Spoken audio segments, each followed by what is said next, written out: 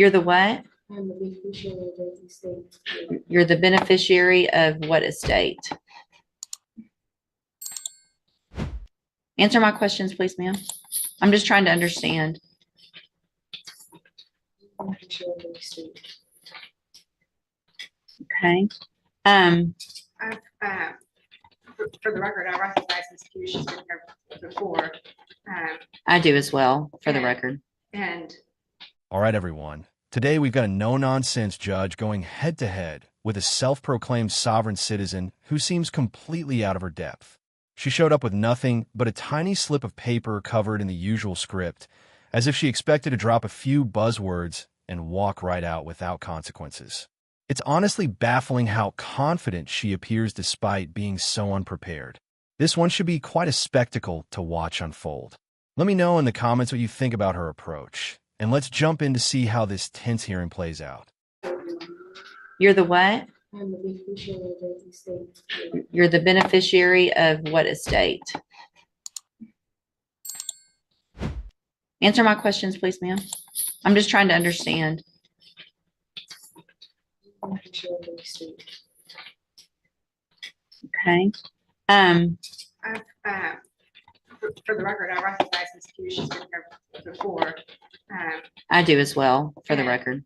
And I looked into Mr. Christopher Wiley. I can't find that person as a practicing lawyer in the state bar page, and I have not been contacted by anybody on Ms. Pugh's behalf. All right, so Ms. Pugh, Mr. Lewis has been appointed to represent you at this point. Obviously, you know as well as anyone that you're in custody and we want to get your case taken care of. If you've hired or your family has hired another lawyer, then they have to contact the court so that we can do something with your case. And do you know if they've hired someone? Respectfully, Your Honor, I do not agree with your appointed foreign agents, considering that the first duty is to the state and will be considered conflict of interest. You know? Okay, so if you don't want, the only thing I can do, I'm appointing an attorney to you to help you, right? So if you don't want a court-appointed attorney, then your only option, two things. One is to represent yourself or to hire a lawyer. So if you don't like the way it works, then you do something different. So are you, listen to what I'm saying. Are you either going to represent yourself? Or are you going to let Mr. Lewis represent you? Or are you going to hire someone? Objection, Your Honor. Respectfully, is this a court of record? It is a court of record. So your objection's overruled. Okay. Respectfully, Your Honor, where is the verified claim that is being placed against my trust? It's right here. It's called an indictment. And Mr. Lewis has a copy of it and he can show it to you. So that would be the verified claim against you. Okay. Your Honor, respectfully, Your Honor, there were writs that was filed to the case that still haven't been received. I've received your petition for writ of habeas corpus and it's denied. Okay. Respectfully, Your Honor, I demand to be released due to lack of evidence of stated claim and not being given the proper opportunity to obtain proper counsel, defective defense. It's overruled.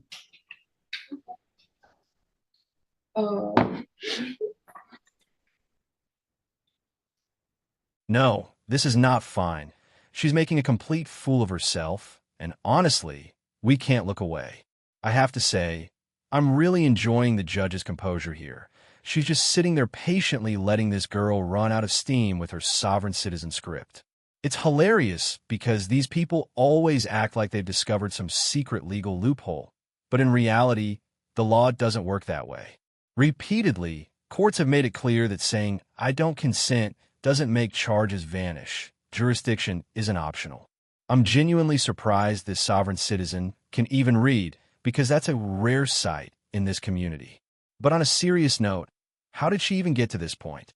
She seems like a genuinely nice person, but this whole situation is just embarrassing. She's polite, says, "Your Honor," but it's obvious she's lost and grasping at straws. What do you guys think about her? I honestly can't wrap my head around how someone ends up so deep down this rabbit hole.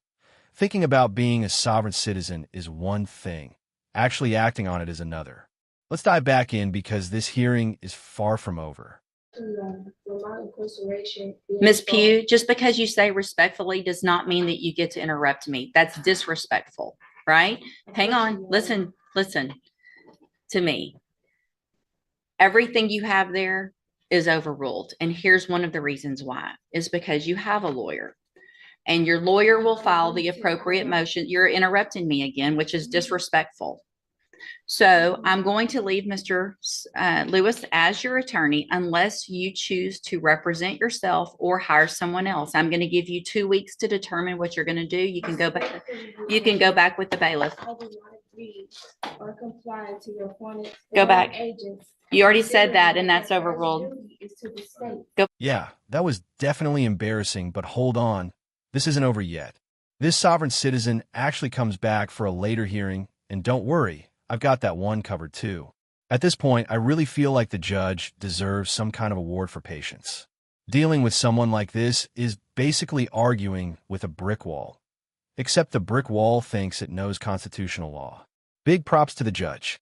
She's staying calm, trying to make sense of all this nonsense. And even though she's a little snappy at times, she's also remarkably patient, which honestly is impressive. What do you guys think about how she's handling it so far? Personally, I think she's doing a great job. Let's jump into the next hearing and see if things get even more heated.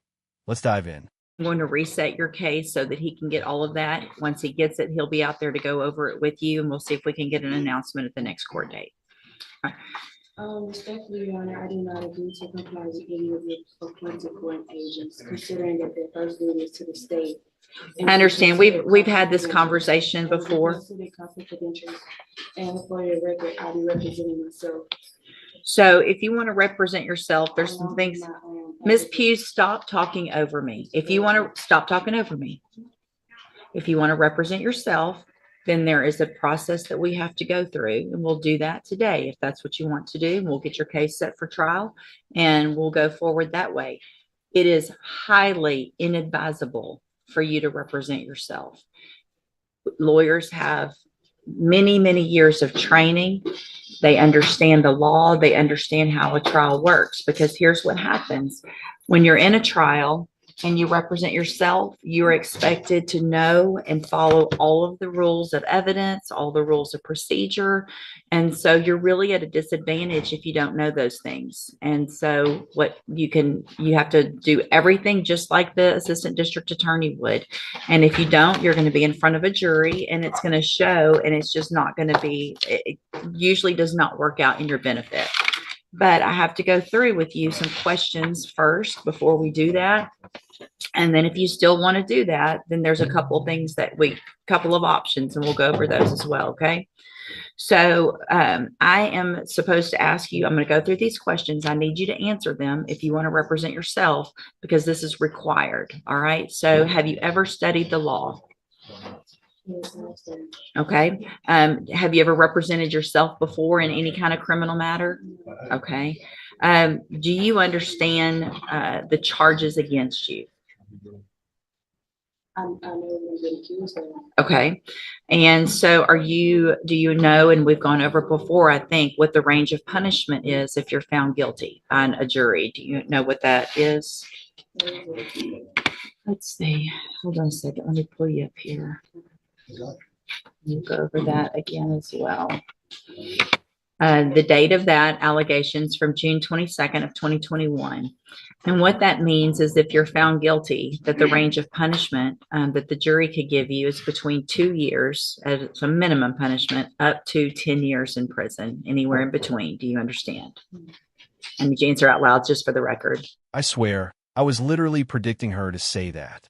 Believe it or not, these sovereign citizens are starting to get inside my head. I feel like I'm losing brain cells day by day, just breaking down these ridiculous antics. They're so insufferable and ignorant. It's honestly hard to watch. Sure, some of them might be dealing with mental health struggles, but that doesn't excuse the fact that they're also wasting public resources and time. Courts and law enforcement have limited resources, and these people think they can just drain them with their nonsense. On another note, I'm kind of surprised this lady didn't bring her little script from the first clip. Maybe a stint under county jurisdiction taught her to memorize it. Either way, if she chooses to represent herself, she could be looking at 8 to 10 years. Let's dive back in and see if she actually wants to defend herself, because if she does, it's probably not going to go well. I don't understand, Your Honor. So here's the thing. If you want to represent yourself, by law, you have to be able to understand these things. Otherwise, I've got to appoint an attorney for you. So you can't just say, I want to represent myself because I don't like the attorney or I don't like the process. This is the process that you're in. You live in Texas, you live in the United States. This is the law that applies to your case. So what do you not understand about the range of punishment if you're found guilty?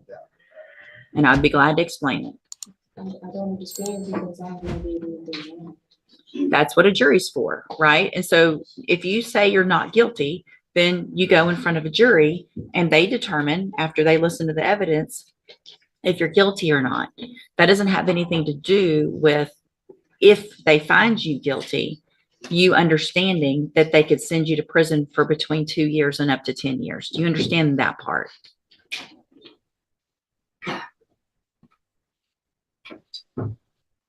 What are you, yes or no? No, you don't understand that. So, Ms. Pugh, it's my understanding, I'm not going to allow you to represent yourself because you don't understand the law and the process. So we're on question number 4 out of 15 that I'm supposed to ask you. So Mr. Jeffries is going to stay on your case. I don't care what you want at this point. You can't do it. All right, you can go back with the bailiff. I'm done. Go back with the bailiff. Go back with the bailiff.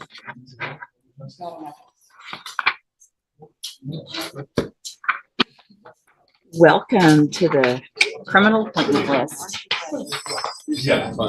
This was not meant to be any kind of punishment, I promise. So Mr. Jeffries, get ready. I honestly think this judge did a 10 out of 10 job.